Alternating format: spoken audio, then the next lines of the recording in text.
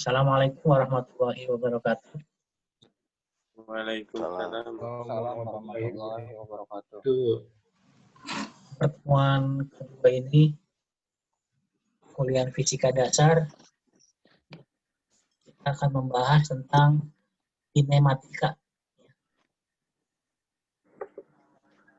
Apa sih kinematika? Kinematika adalah salah satu cabang dari ilmu mekanik yang meninjau gerakan suatu partikel, tapi tidak memperhatikan apa sih penyebab gerakan tersebut.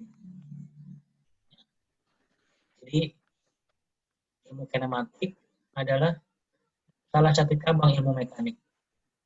Ilmu mekanik apa sih? Ilmu yang mempelajari tentang gerakan. Ya, tentang gerakan suatu benda atau partikel. Tapi kalau dalam ilmu kinematikanya tidak meninjau penyebab gerakan tersebut. Contohnya ada suatu benda yang bergerak dari posisi A ke B. Otomatis kan ada penyebabnya ya. Ada penyebab kenapa dia bergerak.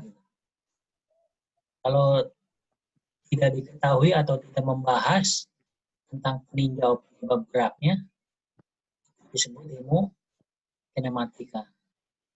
Entah gerakannya oleh dorongan atau sentuhan atau digerakkan oleh benda lain. Nah, ini dibahasnya di ilmu kinematik. Walaupun meninjau gerak titik partikel, tetapi hasilnya dapat juga digunakan untuk mempelajari gerak benda yang bukan titik partikel. Ya, itu di ilmu kinematik ya.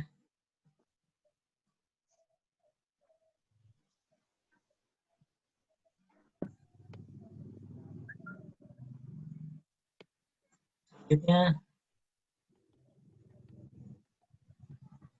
ada besaran gerak. Ya, besaran gerak itu adalah masuk ke dalam besaran fisis. Ya, atau besaran fisika yang melukiskan gerakan suatu benda.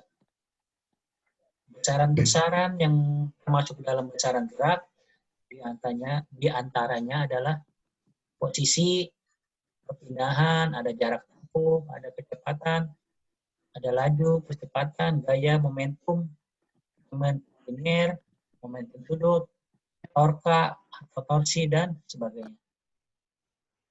Besaran gerak ini terdapat atau dibagi dua ya. Ada besaran vektor dan ada besaran namanya besaran skalar ya. Sebelum membahas tentang besaran vektor dan besaran skalar, kita terlebih dahulu mereview ilmu matematikanya dulu.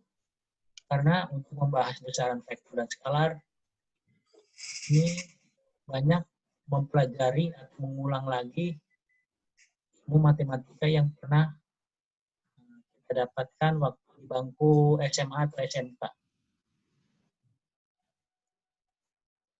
Nah, ini ada trigonometri. Ya. Itu apa sih? Itu ya. Trigonometri ya. Metri ini ya perhitungan ya. Jadi ada sin theta, ada cos theta, ada tangen theta. Saya akan hapus dulu nih.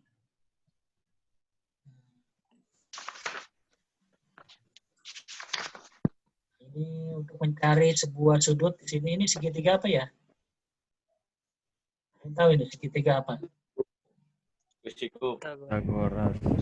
Nah, segitiga sudutnya 90 derajat. Ya, siku ya. Ya. Kalau di sudut 90 derajat, siku ya. Nah, untuk mencari theta ini sudutnya, maka bisa digunakan cara sin theta, cos theta, dan tangen theta. Nah, untuk mencari theta ini, ya sudut ini bisa digunakan 3 rumus ini. Atau kalau kita mau mencari panjang sisi miringnya, C-nya, ya, maka digunakan rumus teorema Pythagoras. Rumusnya adalah C kuadrat sama dengan A kuadrat ditambah B kuadrat.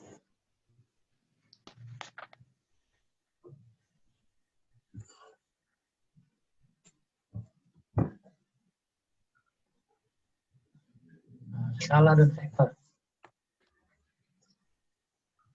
Kuantitas skalar dijelaskan hanya oleh besarnya saja. Jadi yang membedakan skala dan vektor adalah besaran skalar itu yang dinilai atau yang dilihat adalah hanya besarnya saja atau nilainya saja.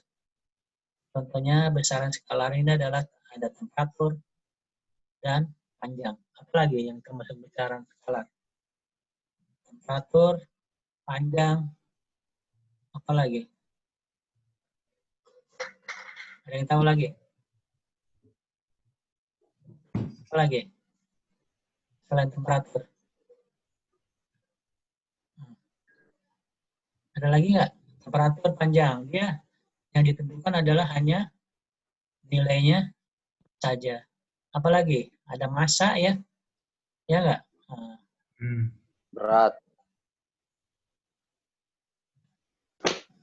jadi yang dinilai itu hanya nilainya saja.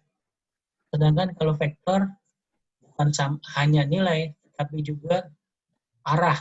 Yang terutama adalah arahnya ini kemana. Gitu. Ya.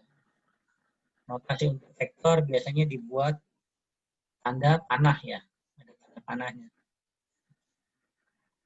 Nah ini ya, notasi untuk vektor biasanya dibuat ada tanda panah di atas huruf ya.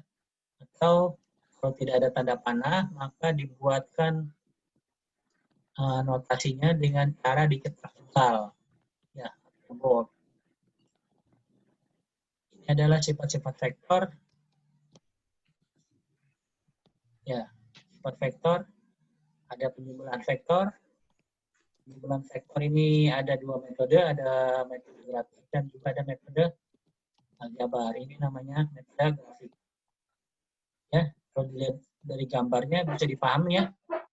Misalnya kita untuk mencari nilai R, kalau digunakan metode grafik, maka R untuk mencari R ini adalah sama dengan A ditambah B. Ya. Nah, dari gambar nanti bisa disimpulkan ini untuk metode grafik. Nah, ini metode aljabar, maka menggunakan rumus yang tadi, rumus Pythagoras ya. Teorema Pythagoras.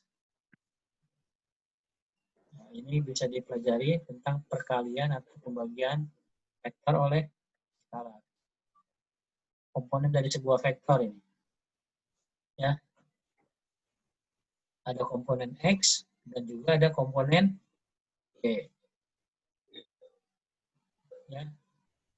Ada komponen X. Ya. Nah, ini ya, komponen X dan ada komponen Y. Ya.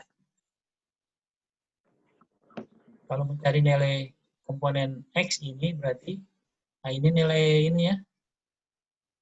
Ada sebuah benda misalnya ya. Dilihat dari posisinya di sini. Dari sebuah benda berada pada posisi tertentu misalnya di sini ya. Maka kalau dilihat dari segi komponen vektor, ini dua dimensi ya. X dan Y. Ya. Maka kalau dalam komponen X, benda tersebut adalah rumusnya posisinya berada di AX sama dengan A cos theta. Ini vektor ya. Ini besaran vektor di sini.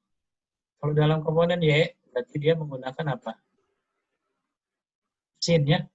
Kalau dalam komponen X, dia menggunakan cos. Kalau dalam komponen Y, dia menggunakan sin. Maka untuk mencari nilai A-nya ini, ya, seberapa besar nilai ini, ya, panjangnya ini, A, maka rumusnya adalah ini. Ya, untuk mencari nilai A, dan arahnya juga, bukan cuma hanya nilai, tapi arahnya juga. Ini adalah besaran vektor. Sama dengan AX kuadrat ditambah AY kuadrat. Akar ya, sama dengan akar dari AX kuadrat ditambah AY kuadrat. Ini adalah materi tentang komponen sebuah vektor.